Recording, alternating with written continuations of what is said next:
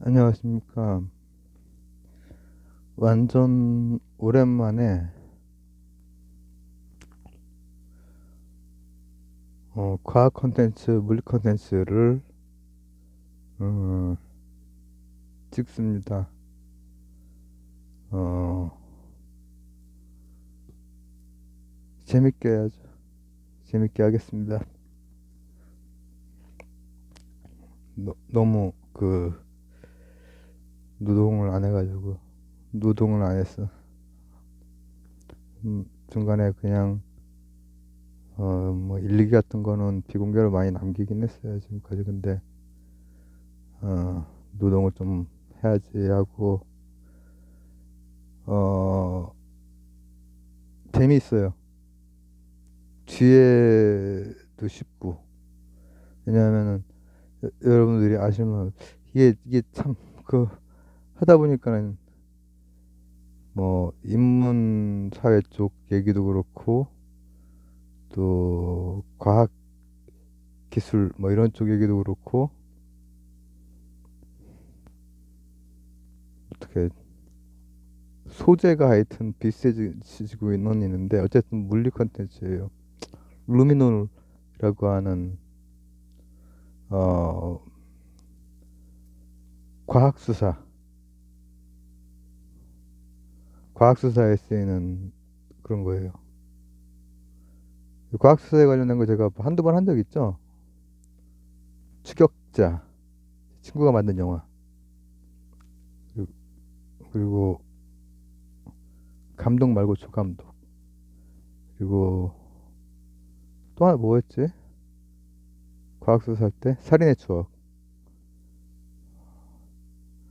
그거는 뭘 한 거냐면은 혈흔의 형태, 형태만 가지고 몇 번 내리 찍었고 몇 어느 위치에서 찍었고 이런 것들을 추정이 가능하죠. 타원의 형태가 어떤 벡터 값을 나타내 주니까 그 얘기 하나랑 우리가 지금은 너무 익숙한 어, PCR 검사, 폴리머라이즈 체인 리액션. 그거가 이제 추격자 그 장면 있잖아요. 잔인한 뭐 이제 유영철 모티브라고 이제 많이들 하죠. 뭔지 아시죠? 팍 하면서 팍 이렇게 하는 거. 그거 가지고 혈흔을 설명을 했고 살인의 추억. 그때는 PCR이 아직 다른 방식으로 이제 하던 때라서 미국에서 이제 안 됐는데 나중에 PCR 가지고 이제 이춘재가 검거가 됐죠. 유영철, 이춘재 다 과학수사로 됐는데 그것뿐 아니라 저는 이제 살인의 속 같은 경우는 제가 이제 어렸을 때 80년대 90년대 그때쯤이라 해서 제가 이제 초중 막 그때였거든요. 그거는 이제 좀 워낙에 충격적이었던 거였고 뭐 유영철도 마찬가지지만 제가 진짜로 막 마음에 굉장히 충격적이었던 게 이태원 살인 사건이에요. 돌아가신 분이 저하고 아마 비슷한 연배일 거고 제가 그때 당시 대학생이었고 진짜 굉장히 화가 났었죠. 뻔하게 그 둘 중에 하나가 범인인데 무죄였잖아요. 이름이 생각이 안 나네, 갑자기. 어, 어쨌든 한 놈이 무죄가 나오고 그리고 한참 지나고 나서 그 다른 놈이 범인인 게 밝혀졌죠. 걔는 패터슨인가 그럴 거야 아마.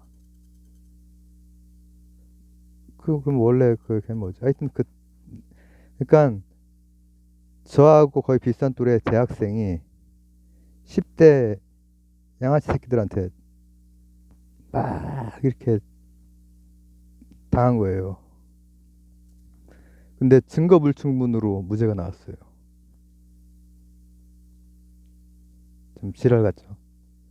그러나 과학수사로 잡았어요. 그리고 최근 같은 경우에 고유정. 우발적으로 한번 찔렀다고 했는데 10여 차례 찌르는 거 다 밝혀냈고 다 세탁하고 다 닦고 했는데 전부 다 밝혀냈죠. 그게 이제 제주 어, 과학수사계 거기에서 했죠. 그게 바로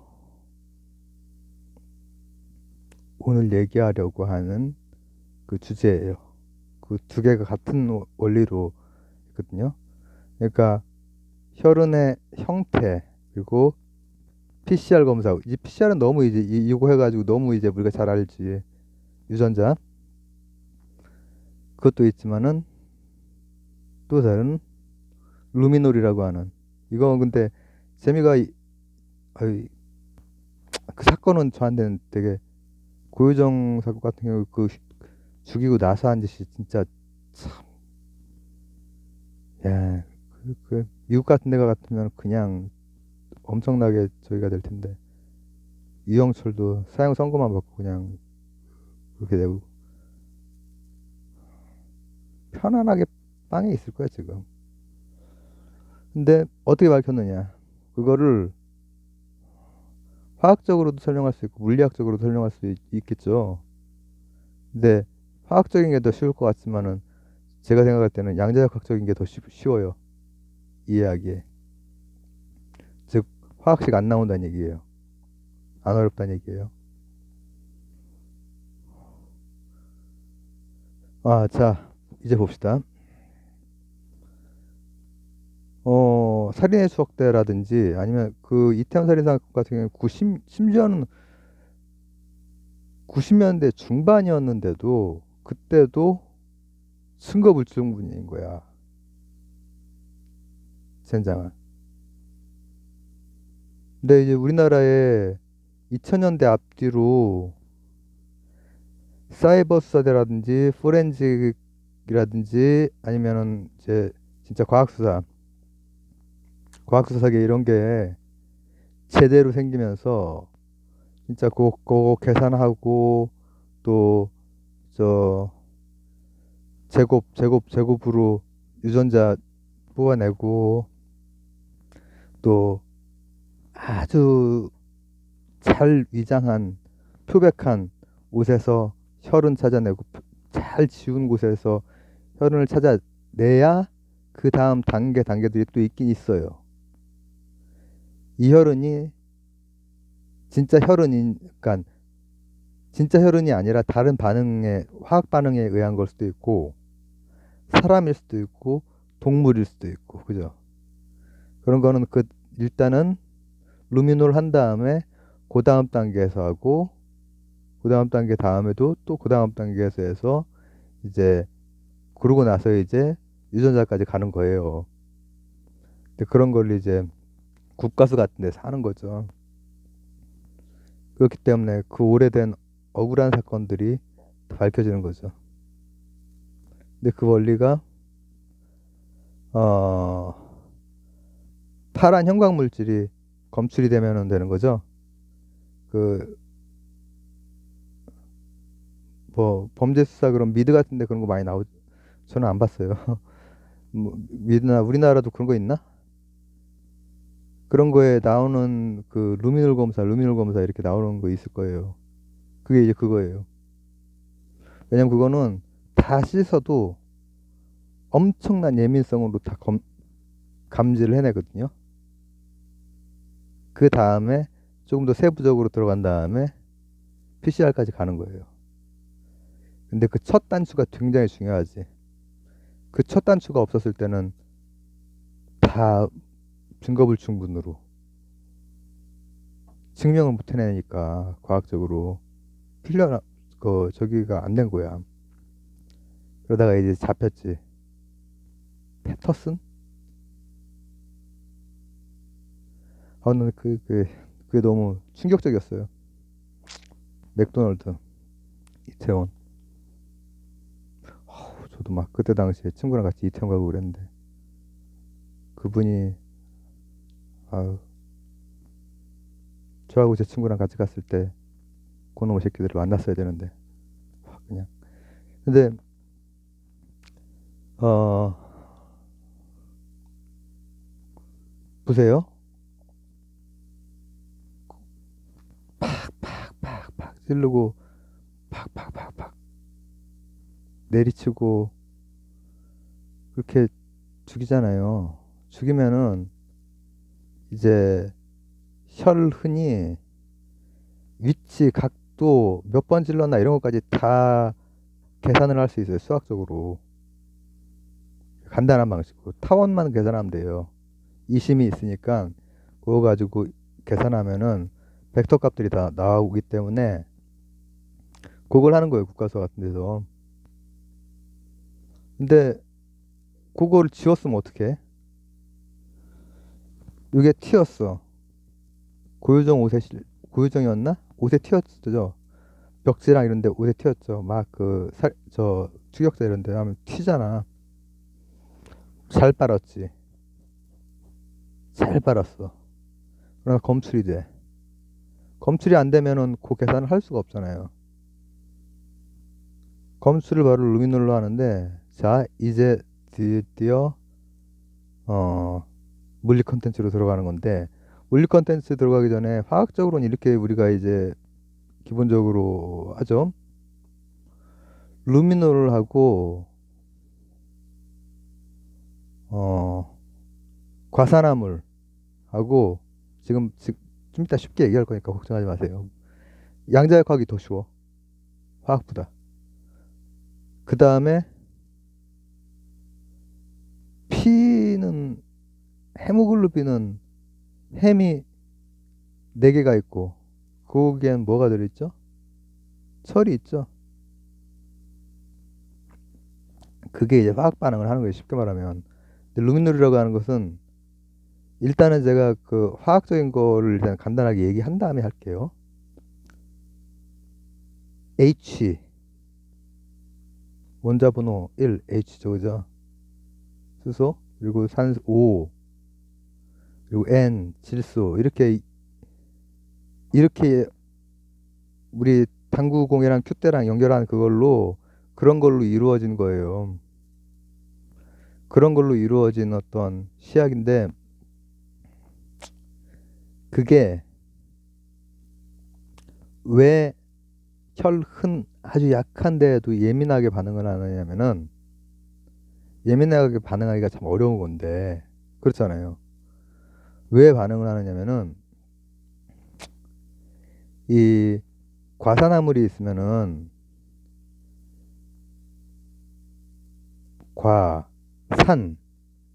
산소네 그지 산소. 이를테면 과산화수소 같은 경우에는 산소, 수소, O하고 H 있죠. 이런 거에다가 그러니까 산소가 있고 수소도 있고 그리고 질소도 있고 그리고 또 하나 철이 있어. 철은 뭐냐면은 문턱값 있죠. 문턱값을 낮춰주는 거예요. 문턱값을 이렇게 내려주는 거야.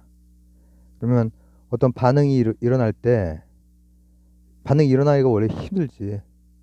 특히 파란 형광 물질이 나온다는 건 뭐죠? 지금까지 복습들 잘 했어요?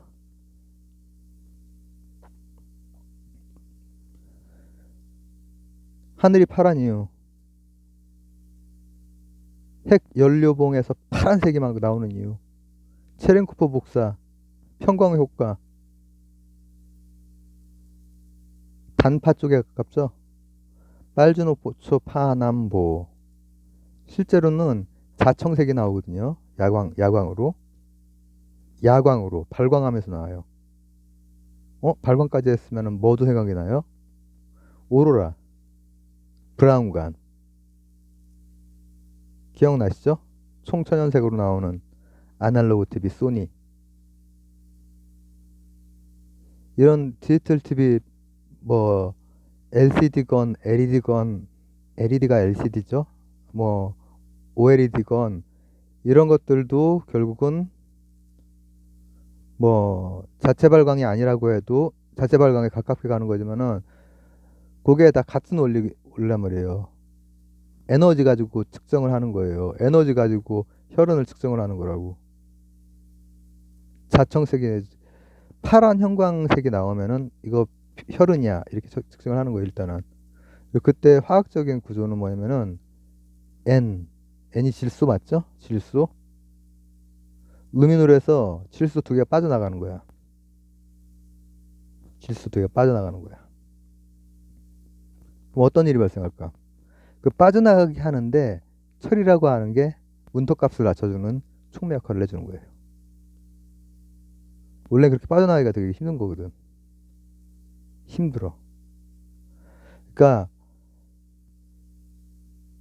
그런 식으로 해서 이 헤모글로빈 혈액 속에 철이 있으니까 그놈 때문에 철이나 구리에 이제 그 철이나 구리가 그 촉매 역할을 해주는 거예요.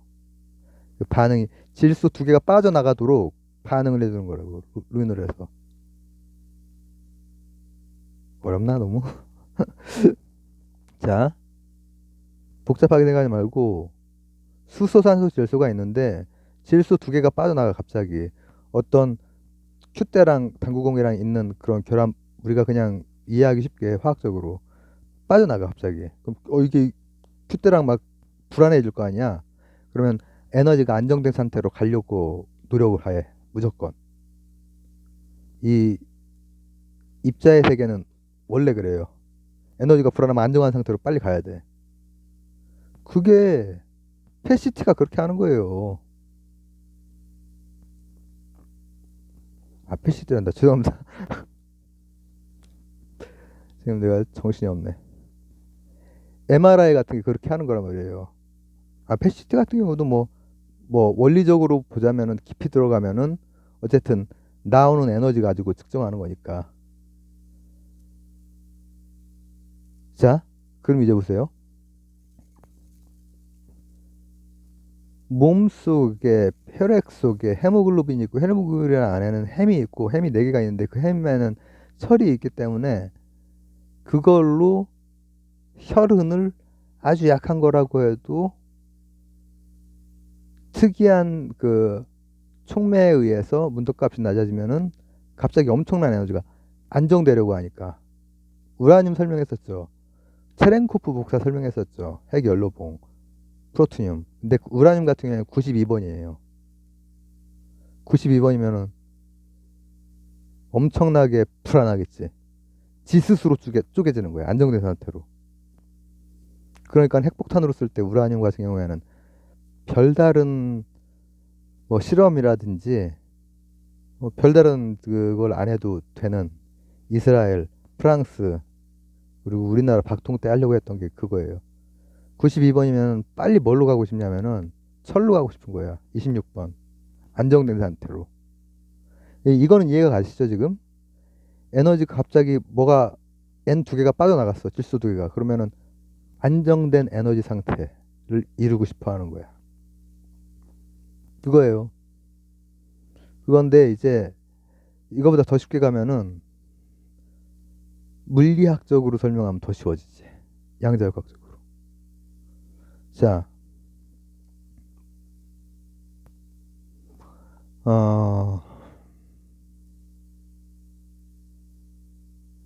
의학에서 쓰이는 그런 영상 장치도 사실은 어딘가 그 활성이 될 때 있잖아요. 어딘가 활성이 될 때 그 활성이 된 부위가 특정한 에너지를 내거든요. 그런 반응을 하는 거예요. 양자역학적인 반응을 하는 거예요, 사실은. 갑자기 어떤 촉매를 통해서 반응을 쉽게 하고 그 다음 빛이라는 에너지로 나오는 거야. 근데 그 빛이 에너지가 높으면 어떻게 돼? 단파가 나오겠죠. 그 얘기는 뭐냐면은 질소 두 개가 빠지면은 빠르게 에너지가 안정된 상태로 순간이동을 하는 거지. 순간이동. 그 오비탈이 순간 이동을 해야 되잖아요. 그럼 그때 그 순간 이동을 하면서 에너지가 작아져. 그러면 에너지 보존의 법칙에 의해서 요 자가만 재면 안 되잖아. 에너지 합이 일정해야 되잖아. 물리에서는 보존 법칙, 각 운동량 보존 법칙, 뭐 질량 보존 법칙, 질량 보존 법칙은 깨졌지만 미세하게 에너지 보존 법칙. 그러면 나머지 에너지는 어떻게 되겠어? 나머지 에너지가 꽤 큰 거야.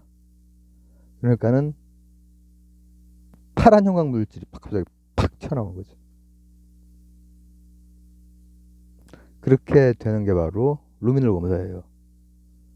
과학수사 이런 드라마나 이런 거에서 루미놀 하면은 우리가 이제 화학 교과서에 나오겠죠? 내가 지금은 잘 모르겠네. 저도 이제 그런 고등학교 때 배웠던 화학 교과서나 이런 거는 많이 이제 바뀌었겠죠. 근데 요즘 고등학교 교과서나 대학교 일반화학에서는 루미놀 이게 나올지 모르겠지만 거기에서는 이제 당구공 큐대 모양으로 나올 거예요. 아직까지도. 그러나 물리학적으로 보면은 사실 그거는 모델이고 물리학적으로는 측정값만 가지고 하는 거예요.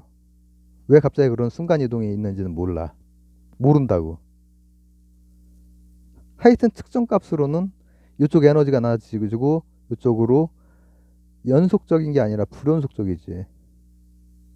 행렬식이 그렇잖아. 양자역학에. 그것처럼 이쪽 값이 어떤 값이 되고 이쪽에 어떤 값, 그 특정한 단파의 값이 파란 형광물질처럼 보이는 거예요. 그렇게 해서 일단 어디 고유정이 표백하고 또 그놈의 새끼들 그 패터슨하고 무슨 리죠, 그죠? 나쁜 놈의 새끼. 걔들이 한 것도 그때 당시에는 그 혈흔에 대해서 제대로 그걸 못했던 거야, 과학수사를. 그러니까 증거불충분을 했는데 그 이후에 한 2000년대 앞뒤로 이제 그런 것들이 우리나라도 많이 이렇게 도입이 되고 그리고 잘 이렇게 수사기관에서 하시기 때문에 그거를 가지고 진범을 잡은 거지. 진범을. 왜냐면 그것만 확실하게 혈흔만 제대로 잡으면은 어디에서 어떻게 찔렀고 어떻게 내리쳤고 이게 다 나오니까 고유정이 한 번 우발적으로 찔렀다고 구라를 쳤잖아요. 근데 그게 아니라 수십 번 쑤신 거야. 그 뒤에는 더 잔인한 짓을 했지. 아, 우리나라도 강력범죄는 형량 좀 올려야 돼. 요약할게요. 나 재밌게 조금 그 물리 컨텐츠를 하려고 했는데 과학수사에서 제가 혈흔 형태를 가지고 벡터값 가지고 이제 뭐 하는 거하고 PCR 검사 제곱 되는 거 그건 요즘엔 너무나들 잘 아시죠? 그 얘기를 추격자하고 살인의 추억 가지고 한 적이 있어요. 밥은 먹고 다니냐 이거 PCR이 안 나왔어. 그때는 아직 PCR이 안 나오는 시대였어. 그래서 실패했지. 그리고 오늘 하는 거는 이태원 살인 사건. 그리고 고유정. 둘 다 잡혔어. 둘 다 구라친 게 다 걸렸어. 완전 세탁을 했는데. 그리고 고유정은 그래도 최근이고 걔들은 지난색이잖아요. 그래서 그때는 기술이 아직 미흡했는데 루미놀 검사가 잡은 거예요. 근데 그 루미놀이라는 건 뭐냐? 화학적 당구공 큐대 모델로도 설명이 가능해. 어떤 화학 반응을 할 때 이렇게 어떤 원소들 이렇게 먼저 아시죠? 이렇게 당구공 모양으로 이렇게 한 다음에 이렇게 화살표 간 다음에 이렇게 바뀌는 거야. 근데 실제로 N 두 개가 빠져나간다는 거야. N 두 개가 빠져나간다는 건 뭐야? 산화가 된다는 거지. 근데 그 산화가 될 때 발광을 하는 거야. 파란 야광을. 근데 그 파란 야광에 그래서 화학적으로 이렇게 한번 본 다음에 물리학적으로 조금 더 이렇게 들여다보면 더 쉽고 굉장히 여러 동일한 현상들이랑 다 묶이는 거야. 브라운관, 오로라, 태양, 하늘이 파란 이유, 핵연료봉, 플루토늄, 우라늄 다 똑같은 거야. 원리가. 의료기기까지. 의료기기에서도 사실 그걸 하는 거잖아요.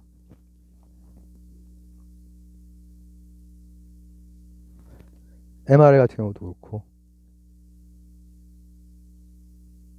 아주 깊이 들어가면 똑같아, 사실. 아주 깊이 들어가면은 빛으로 나오는 거거든요. 에너지가 나오는 거야. 어떤 색깔을 띠면서. 높은 에너지면 단파, 파란색, 가시광선 영역이라면, 그죠? 가시광선 영역이 아니라면은 색깔로 보이진 않지. 그럴 거 아니야. 더 단파면은, 이를테면은, 이제, 그, X선이라든지, 감마선이라든지, 막 이런 완전 단파선, 이런 건 다른 방식으로 검수를 해야 되겠지. 근데, 루미놀 검사는 형광물질, 파란 형광물질로 검사합니다. 오랜만에, 노동을 너무 안 해가지고, 제가 이제, 저거 이렇게 쓱 내려봤더니만은, 물리 콘텐츠가 안 올라간 지가 너무 오래됐어. 그래서, 약간 어거지로 찍은 면이 있는데, 재밌게 하려고 노력을 많이 했지만, 재미있나 한번 들어보고, 일단은 비공개로 올려놓고, 너무 물리 콘텐츠가, 과학 콘텐츠가 안 올라간다 싶을 때 하나 올리겠습니다. 이거 뭐 물리 콘텐츠이기도 하지만 화학 콘텐츠이기도 하고, 뭐 생물학 콘텐츠이기도 하고 하죠. 범죄 수사 이런 것기도 하고요. 또 금세, 주제들 이렇게 편중되지 않게 해서 가능하면은 노동처럼 이렇게 올리도록 하겠습니다. 감사합니다.